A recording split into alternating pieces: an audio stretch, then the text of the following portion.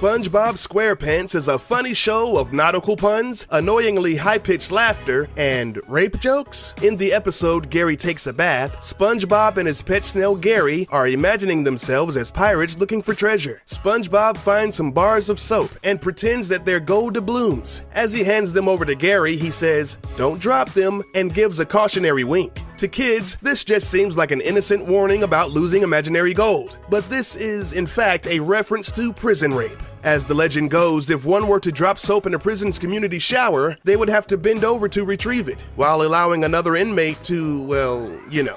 This episode was banned in the UK and Australia on 3 separate occasions because of the off-color comedy. Some people will give kudos to the writer for slipping in these kinds of jokes, but I just find it disturbing. The main antagonist of the 2001 animated hit Shrek was Lord Farquaad, whose name was purposely made to sound like F***wad. There's a scene where the little Farquaad was sitting upright and naked in his bed while drinking an alcoholic beverage. He then demands that the magic mirror show him a picture of Princess Fiona. With an apprehensive grimace, the mirror pulls up a photo of the princess. As Farquaad says, "Ah, perfect," a very subtle movement can be seen underneath the sheets where his crotch is located. Realizing he's getting a little too excited, he quickly pulls up the bed sheets to cover up his growing erection. There's no doubt about it, there's definitely some movement under those sheets. He then looks back at the mirror, embarrassed. Visible erections in a kid's movie? What a little prick.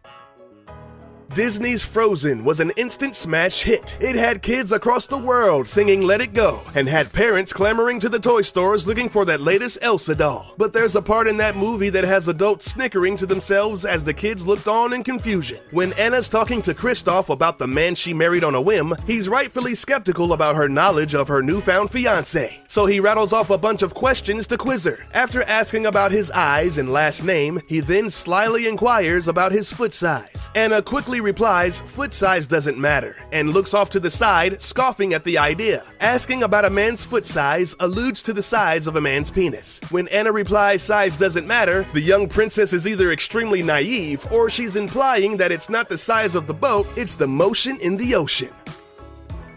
Of all the entries on the list, this one is the most blatant example of sneaking sex into a kid's film. The Rescuers was a 1977 animated film dealing with kidnapping victims and the mouse organization hired to help them. These pint-sized detectives traveled the world on the back of an albatross, trying to rescue an orphan girl from the middle of the Devil's Bayou. Wow, what a charming and enduring story of heroism. Well, it would be if the production team didn't intentionally put a picture of a bare-chested lady right in the movie. As the mice are flying on the back of a bird strapped inside of a sardine can, in the background there is a totally topless woman standing in the window. For 22 years, the pornographic image went undetected. Then, in 1999, Disney issued a recall on all copies of the film. They claimed that it was added in post-production by a company not affiliated with them. Disney said the aim of the recall was to keep its promise to families that they can trust and rely on the Disney brand to provide the best in family entertainment. Looks like the only thing Disney's providing is the best boobs in the business. Ah, look at those cute little penguins, tapping their little toes and practicing their sex positions. Wait, what? Yep, you heard right. These penguins get down and dirty right in front of you, and your kids were none the wiser. In one scene, Gloria pops out of the water and then slides down across the ice. Well, wouldn't you know it, old clumsy Mumbles flies out of the water and hilariously lands on top of Gloria. As they slip and slide around each other, they find themselves in some pretty unfortunate positions. What follows is a cavalcade of Kama Sutra. They are pretty much doing several erotic sex positions, which to the kids looks like innocent floundering accidents.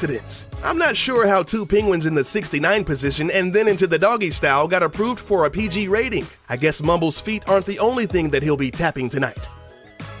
Wacko, Yakko, and Dot are the Animaniacs. This was a show that aired between the mid to late 90s. Steven Spielberg was the executive producer. It was a huge hit with the kids as well as adults, garnering about 1 million viewers every week. Intended to be a children's show, sometimes they would go a little bit too far with the sexual innuendo. In the most extreme instance, while the main characters are trying to solve a crime, Yakko tells Dot to dust for Prince. She returns with the pop musical sensation, Prince. Yakko tells her, no, No, fingerprints. Dot and Prince share an awkward glance before she says, I don't think so.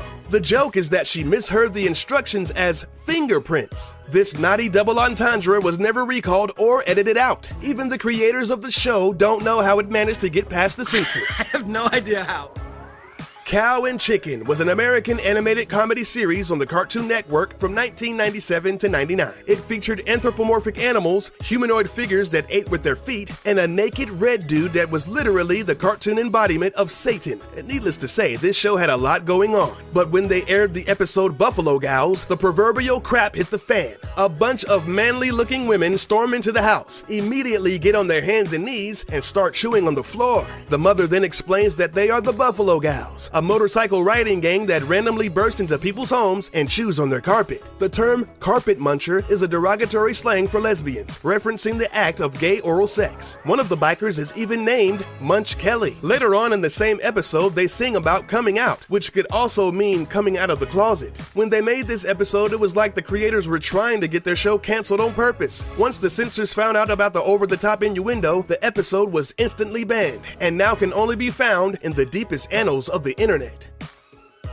The computer-animated comedy Madagascar was released in 2005. It's the story of animals who live in the Central Park Zoo, but are accidentally shipped off to the titular island nation. In the movie, two of the main characters, Alex the lion and Marty the zebra, reunite on the beach. Alex is very angry about the entire situation and begins to chase Marty. The zebra then runs away in slow motion. He turns around exclaiming, "Oh, sugar honey iced tea." Some kids may think that this is some sort of cartoon colloquialism, but observant adults will take a look at the first letters of each word. It's evident that the zany zebra is shouting out an alternate phrase to "oh shit." Although sugar honey iced tea sounds like a refreshing summer drink, kids should think twice before asking for it at dinner time.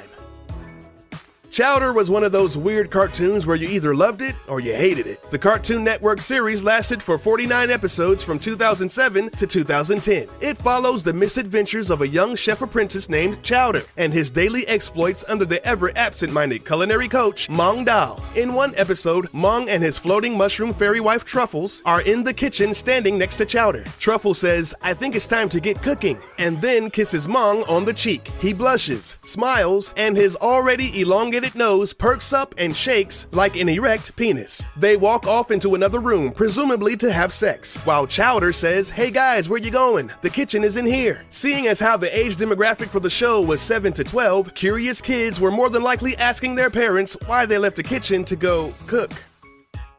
Nickelodeon cartoons in the 90s were totally awesome. Rocko's Modern Life, Doug, and Ren and Stimpy instantly come to mind. But the reigning king of ratings was undoubtedly Rugrats. The day-to-day adventures of Tommy, Chucky, Phil, Lil, and Angelica kept kids from ages 2 to 11 coming back each week. Every now and then, they would throw a couple of adult jokes in there that flew way over the young viewers' heads. In one episode, the Rugrats' grandpa rents some movies from the local video store. Two of the tapes are age-appropriate films starring the kids' favorite dinosaur, Reptar. The last flick is Grandpa's personal favorite, the adult fantasy film Lonely Space Vixens. Grandpa gives out a little giggle and then says, "That's for after you go to bed." The film is obviously a porno, so needless to say, once Tommy and Chucky are innocently tucked away under the covers, Grandpa will be in the next room gawking at bare-naked alien booty.